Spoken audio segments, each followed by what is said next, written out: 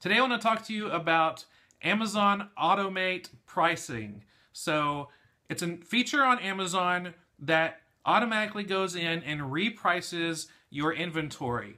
You can go in and set it up to reprice your inventory to be competitive with the buy box and all different types of rules.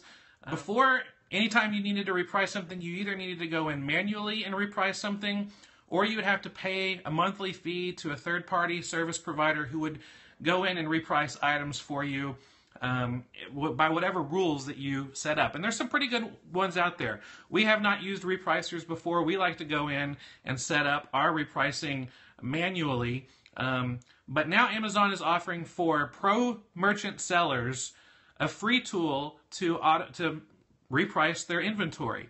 And let me just tell you a little bit how easy it's going to be and about how it could potentially help your business and potentially harm. So there's 4 steps in setting up a repricer on Amazon. Number 1, you define the parameters. And what that means is you set it up like, do I want to compare my price to the current buy box price or the current low price? And you can decide to compare your price with that.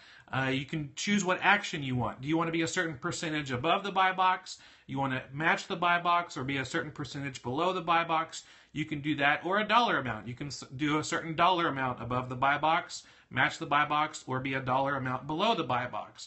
And you can do this automatically on whatever SKUs that you use. You can choose to compete just with other third-party sellers and not try to compete with Amazon, not factor in Amazon in your repricing, or you can reprice against all of your competitors, or you can just reprice against those who are set up with the same fulfillment system as you. So if you merchant fulfill, you can set up to only reprice against other merchant fulfillers, or if you sell on Amazon FBA, you can set it up to reprice only compared to FBA sellers. So that's a good thing that you can narrow it down to how you want to reprice your inventory. So the second thing is to select the SKUs. So first you come up with a rule, and then you select the SKUs that you want that rule to apply to.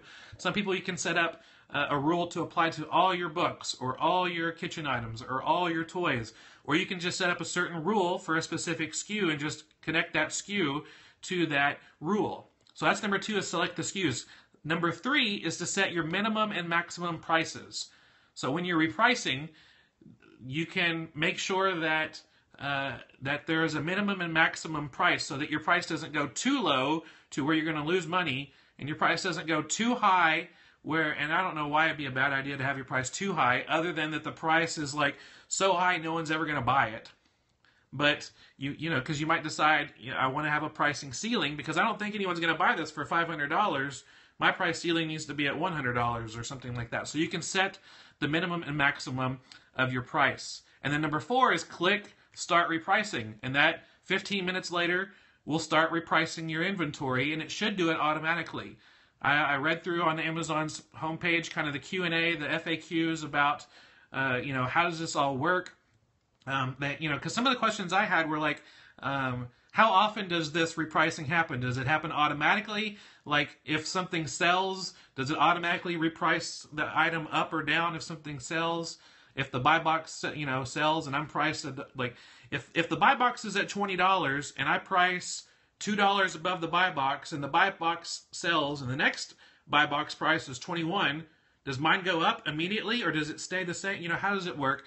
And Amazon doesn't say how often they reprice it, how often they reprice your items, but I would expect it to be fairly often. And yes, they do say that they're not going to automatically have everything repriced to be the lowest. Now, here's the thing that you want to think about. When you're setting up these rules on the Automate pricing, some people automatically just are going to set things up the wrong way, and it might hurt their business. They might always try to reprice things to be a penny lower than the lowest price just because they think they're a penny lower than the current buy box. One of the things you really need to do is have a really good understanding of the buy box. There's a book out there that you can go download for free. If you go to fulltimefba.com/buyboxbible, it's a downloadable ebook that you can read There's been a lot of research gone into how to understand the buy box. We'll probably do a video sometime in the future about how to understand the buy box. But there's a little book that you can read that helps you understand, because everyone just assumes the buy box has to be the lowest price. Well, that's not true. I've had the buy box when I've been, $5 or $6 higher than the current low price. And so, there's a whole lot going into the buy box, including your metrics, your feedback score, and things like that. So you want to make sure that you understand the buy box. So it's really important to do that when you're deciding how you're going to price. Now, there are some people who are, freaking out about the fact that this pricing automatic repricer is now going to be a free service to all Amazon Pro sellers. Because before you had to pay a service to go in and price things, and there was kind of a barrier to entry. But now Amazon is offering every pro seller to have free repricing software in their business. And there's some people freaking out going like, oh my gosh, this is the end of Amazon FBA. This is the end of selling on Amazon. Everyone's going to reprice their items the wrong way. They're all going to try to be a 10% lower than the buy box, or 2%, because here's the worst case scenario. Someone has the buy box at $20. Well, I'm going to come in and say I want the buy box to be 1%, or my price to be 1% lower than the buy box. But then this guy, he's got a repricer. Well, I want to be 1% lower than the buy box. No, I want to be 1% lower. No, I want to be 1% lower. No, I want to be 1% lower. And you got this race to the bottom, and then until, somebody finally wins the buy box and it gets to somebody's minimum price, the item sells, and people are like, oh, it's the race to the bottom. Well, here's the thing. Amazon changes their rules often. Amazon offers new features often, and it's those who adapt and change with it and make the right decisions and make educated decisions who are going to win. Those are the ones that are going to find success with selling on Amazon. So I really believe that this repricer has an opportunity to increase your sales, because if I'm ever doing any repricing, I'm repricing above the buy box. I'm always going above. I have 100% feedback score. I've got really great customer metrics. I believe I can get, and plus I'm set up for FBA Global Express, where I'm able to ship out globally.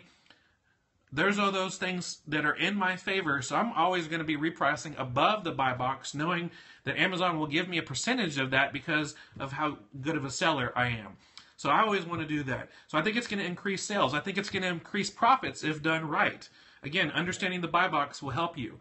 But I do think that it could really be bad for you if you don't have a good, solid understanding of things. Amazon is a very customer-centric platform. They want us to have the lowest prices. I don't know about you. I keep getting emails from Amazon saying, hey, you should lower your price on this to possibly sell. Or here's a suggested price for your item. They suggest prices. They want me to lower prices all the time. Hey, here's where the buy box is. You should lower your price. Even on the video examples on Automate Pricing, they give you the suggestions on how to lower the prices to get the buy box, or to set up the repricer to be 1% below the buy box. So Amazon wants to encourage you to have the lowest prices out there, but those who are smart, those who know what are going on, know that the lowest price is not always the deal breaker when it comes to who gets the buy box and who gets the sale. I really think that this feature, this Amazon Automate Pricing feature, is going to weed out the people who do not know how to price properly. There's a lot of Amazon FBA sellers that are selling on Amazon right now. There's a lot of new ones coming in. This is going to weed out people who don't know how to price things the right way. This is going to weed out people who don't know how to source items the right way. This is going to weed out the people who source items that don't really have really good profit margins in the first place, or they're sourcing items that the price is going to eventually tank because everyone else is sourcing that item and the supply is about to go up, or they have not done their camel or keeper research to see that the price that they're at and the sales rank that they're sourcing at is probably not a good one to buy anyway. You can find out more information about making smart sourcing decisions by going to How to Keep a Camel. That's our course about how to understand camel and and it will help you make better, smarter sourcing decisions. But this repricing software, it's going to weed out people who do not source well. A lot of people source items, they end up just breaking even on some of their items, losing money on some of them. Well, they're going to end up losing money faster now with this repricing thing. But it's those who are able to source smarter, who are going to win in the long run. And here's another thing. This is a new tool. Tools require work. And there's going to be a lot of people who are probably not even going to use this tool, even though it's an option. This tool is an option, but it takes time to set up the rules, the minimums, the maximums, and to pick the SKUs that you do it. It's going to be something that a lot of people might try at first, but might think, I'm just not going to deal with it. And so there's going to be people not even using this tool, where I think it's something that could be worth using and working really well. Now, we currently just manually reprice all of our items. We like to go in. If you want to know how to manually reprice, if you've never manually repriced before, you can find a whole walkthrough on our blog, fulltimefba.com/repricing. It'll tell you exactly how to manually reprice step by step. And if you want to know our biggest strategies for repricing, you can go to fulltimefba.com/repricing strategies. I'll tell you exactly what I do. I've got 6 strategies that I like to employ that reprice different areas of my Amazon FBA business so that I can get sales, move things that are slower, move items that I have a lot of inventory, move items that cost a lot. I've got a lot of different strategies. You should check out those blog posts because they can help you out. That's all for today. Thank you so much for watching. If you like this video, you can give us a thumbs up or a comment or a question below. And all the links that we talked about in the video, you can find that in the description below. And to find out about turning part-time hours into full-time income, come hang out with us at fulltimefba.com. We'll see you there.